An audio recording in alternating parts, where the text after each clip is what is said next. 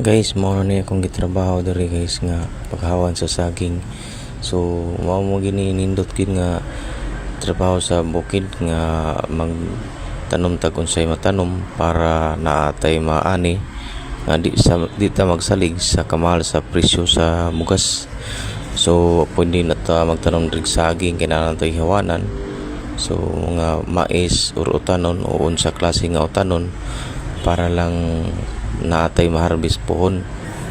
So mao na ni nga time nga sa panahon nga nanakoy mga utanon diri og mais makaharbis na ko. Mao na ni panahon nga ang bugas barato na.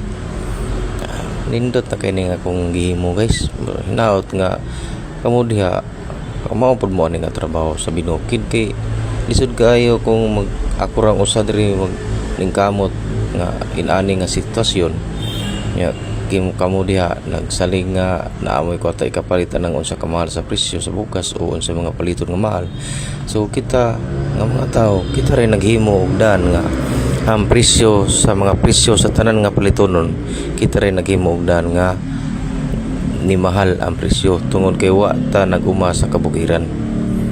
So mao na nga maningkamot para muus-us ang mga tanang presyo nga palitonon kinsa sa pamay mo palit bugas diag natay mais yan natay utanon natay maharbis dring saging o unsay klase nga utanon di na ta magsalig des mga presyo nga mahal nga baligya kaya na naman tayo atuan diri nga income.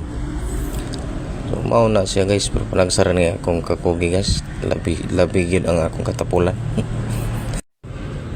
So human guys liguan na to ni diri kandiot kay daerah tubig ilim pita nakaproblema kaway kabo isod ni napita diri area guys kawa may kabo aligo tagoy kabo ni guys. So thank you kay sa inyong pag-views niya guys. Good morning all. Human na ta diri na agian nga putot sa mangga o nindot kayo ni nga putot sa mangga kaso kayo nakita pa tag plano sa ibabaw.